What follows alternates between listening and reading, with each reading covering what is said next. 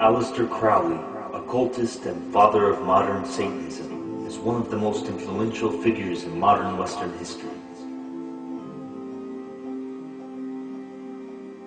A highly successful British U.S. spy during the first two world wars, Crowley was probably more known for his decadent lifestyle and satanic ideology. He was called the wickedest or most evil man in the world by the press. In 1904, while living with his wife in Cairo, Egypt, Crowley began writing his most influential book, the Book of Law. He claimed to have written this book while being possessed by a demon spirit named Lam. Lam, he claimed, was a messenger of one-eyed Egyptian sun god Horus. He made a quick sketch of Lam, messenger of Horus.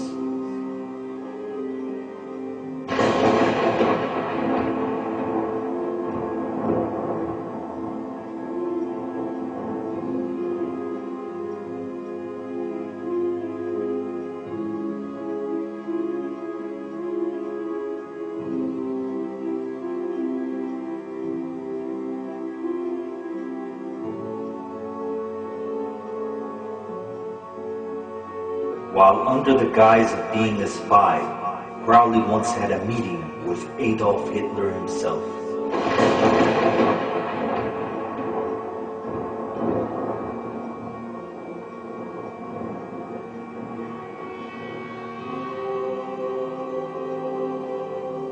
The One-Eyed God's Book of Law is said by many to have directly influenced Hitler.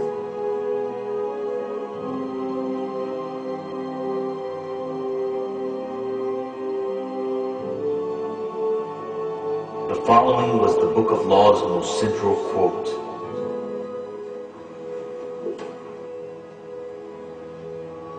Do what thou wilt, shall be the whole of the law.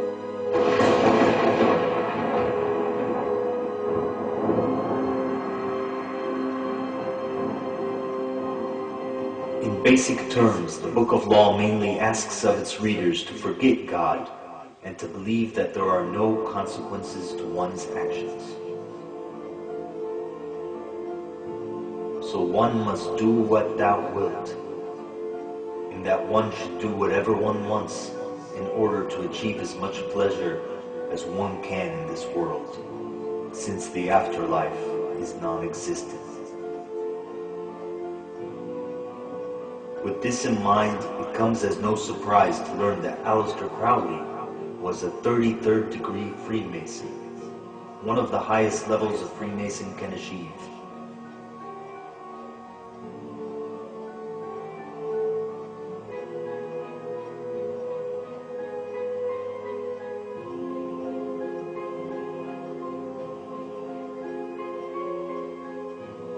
The Church of Satan was founded by Jewish man Anton LaVey.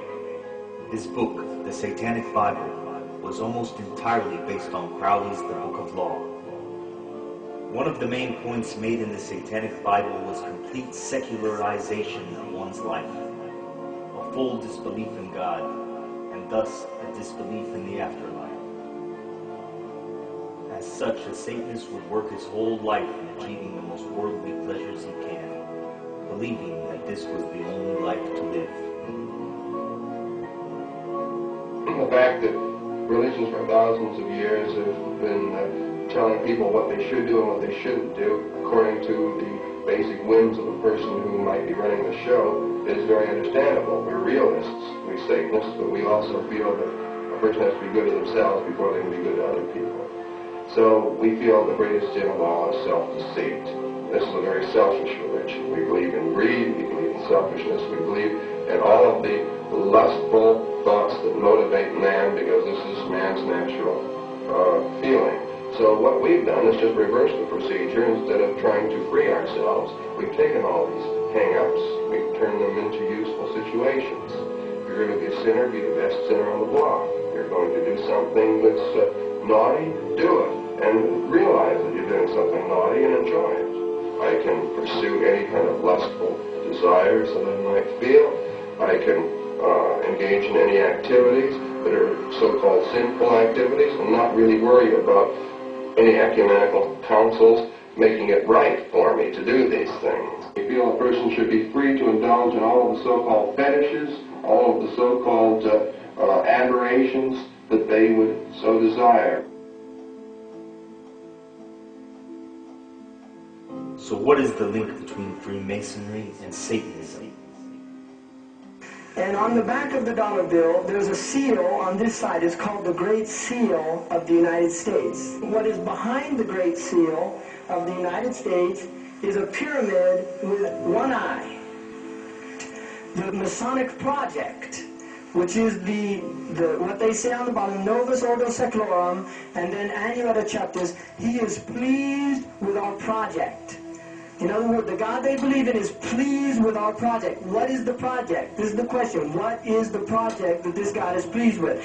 The project is literally the secularization of the world. To completely strip the world from religious beliefs. This is the project, and that is why it is called Novus Ordo Seclorum, a new secular or worldly order. If you translate that into Arabic, it would be a Nizam al-Alami ad-Dunyawi, the new temporal order, the new order of the world. And we know what dunya is in Arabic. Dunya has a negative connotation in Islam. Dunya is the illusory nature of the world. It's the gharura. It's the aspect of the world that deludes you, thinking that you're permanent, thinking that you can transgress, thinking that you're independent from Allah. This is the dunya. Dunya is the illusory element of the world. It's that element that takes people away from the akhirah. And this is Shaitan's game. Perhaps with this in mind, it is interesting to know that many members of the Church of Satan are also members of Hollywood. One of the most prominent images of Satan used in this church is the goat-headed god, Baphomet. It is the head of Baphomet to which the satanic pentagram is designed after. It is also the spirit of Baphomet, which is invoked when flashing the hand gesture of the devil horns.